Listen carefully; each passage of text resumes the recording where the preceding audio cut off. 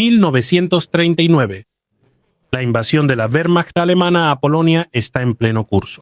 En pocos días, las tropas alemanas rompen las líneas de defensa polacas de manera rápida y coordinada, utilizando un nuevo tipo de guerra que más tarde se conocería como la Blitzkrieg. El plan consiste en superar al enemigo mediante la velocidad, la sorpresa y la estrecha colaboración entre las unidades de tanques, la infantería y la fuerza aérea, antes de que pueda reaccionar de manera efectiva. Especialmente las fuerzas blindadas juegan un papel central. Tanques ligeros y medianos como el Panzer I y II avanzan profundamente hacia el interior del país, cortan las líneas de suministro y provocan caos detrás de las líneas enemigas. Cuando uno ve grabaciones y fotos de los primeros años de la guerra, hay un detalle que llama especialmente la atención. Los tanques alemanes llevan grandes cruces blancas claramente visibles como distintivo de identificación. Pero mientras más avanza la guerra, más desaparece este distintivo llamativo. En su lugar, casi exclusivamente se ve el Balkenkreuz, que hasta hoy se asocia firmemente con la Wehrmacht. Entonces, ¿qué pasó en Polonia? ¿Por qué la cruz distintiva fue modificada ya durante la campaña y qué experiencias en el frente llevaron a esta decisión? Esto es para todos los que no tienen nada que ver con lo militar. Los ejércitos usan emblemas nacionales o marcas similares en vehículos, aviones y, más o menos, en cualquier equipo grande. Das sich im Feldeinsatz befindet. Ya sea una escarapela en un avión, una estrella como en los tanques estadounidenses o de la URSS o incluso la Z que los soldados rusos usaron al inicio de la invasión en Ucrania, eso no importa. Esto cumple un solo propósito: identificar a la propia unidad. Si un artillero antitanque ve un tanque pero no puede identificarlo bien, podría tratarse de un tanque propio. Para evitar fuego amigo se usan símbolos. No todos los tiradores conocen todos los modelos de vehículos propios o enemigos. Sobre todo cuando varias naciones luchan juntas, se vuelve muy confuso, ya que cada país fabricaba sus propios tanques, vehículos, aviones u otros equipos, y eso con modelos cada vez más nuevos a lo largo de la guerra. Por ejemplo, durante la invasión aliada en Normandía, se decidió poner franjas de invasión en todos los aviones para poder distinguirlos de los alemanes con seguridad. Así que solo había que recordar que los aviones con franjas eran aliados, y los que no tenían franjas podían ser potencialmente enemigos, sin tener que memorizar cada tipo de avión. Algo similar pasaba con los alemanes. Como pueden ver aquí, los aviones alemanes generalmente tienen marcas amarillas muy grandes o también marcas blancas, dependiendo del frente de batalla. Y esas están ahí para que los propios artilleros antiaéreos sepan que es uno de sus propios aviones antes de dispararles. En definitiva, esto sirve principalmente para mostrarle a las propias unidades que somos aliados y que no tenemos intenciones hostiles. Y así como cada país traía sus propios símbolos, la inspección de tropas motorizadas decidió el día 13, el 13 de julio de 1939, se decidió que esta cruz blanca debía colocarse en todos los vehículos blindados. De esta manera, se podían reconocer relativamente bien los tanques propios. Pero, por supuesto, todavía había un gran problema, ya que la cruz blanca era, precisamente, blanca, y por lo tanto, muy llamativa. Los enemigos la detectaban extremadamente rápido, lo que les permitía descubrir y ubicar el tanque enemigo muy rápidamente. Así que las primeras batallas de la guerra dejaron claro que una gran cruz blanca en todos los lados del vehículo era muy contraproducente. No solo hacía que el enemigo pudiera detectar rápidamente el tanque, sino que incluso servía como ayuda adicional de puntería para un artillero antitanque.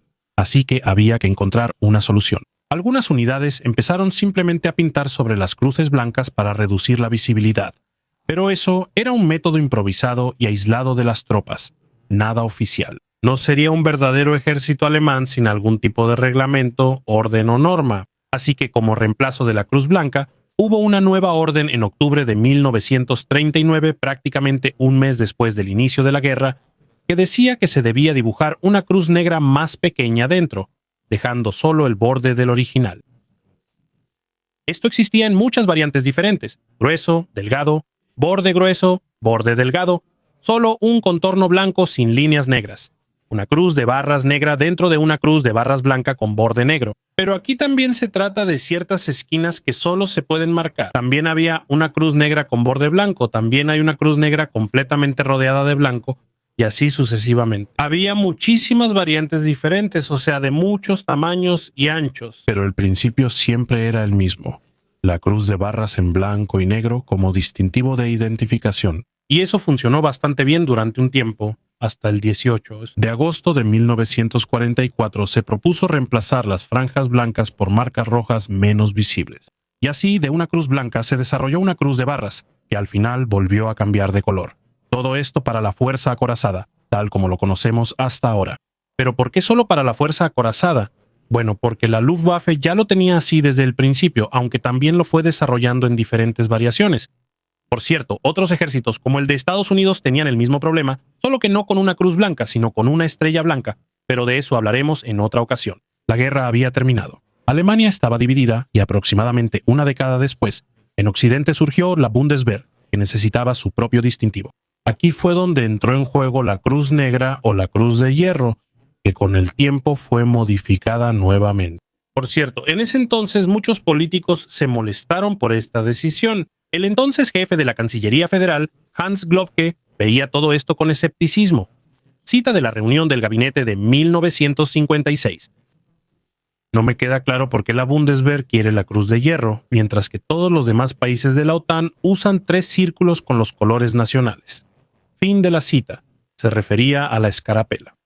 Aunque eso tampoco es del todo correcto. Porque Estados Unidos tampoco tiene su bandera nacional dentro de un círculo, sino que en el momento de la decisión tenían ese logotipo o en el momento de la crítica y también otros países como por ejemplo un país miembro y también país fundador, Portugal tampoco tiene las banderas nacionales dentro de un círculo.